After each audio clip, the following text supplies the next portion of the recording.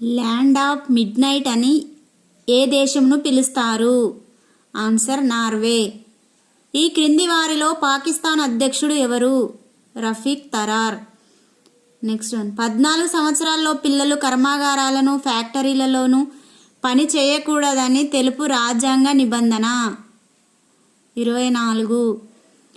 ఒకరోజు అంతర్జాతీయ క్రికెట్లో అత్యధిక వికెట్లు తీసుకున్న క్రికెటర్ వసీం అక్రమ్. ఈ క్రింది నగరాలలో అంతర్జాతీయ విమానాశ్రయం లేనిది? బెంగళూరు. మన దేశంలో ఆంగ్ల విద్యను ప్రవేశపెట్టిన గవర్నర్ జనరల్ విలియం బెంటిక్. భారతదేశ జనాభా 1 బిలియన్కు చేరుకున్న తేదీ? మే 11. జనగణ మనను మన జాతీయ గీతంగా రాజ్యాంగ పరిషత్ ఆమోదించిన తేదీ? జనవరి 24, 1950.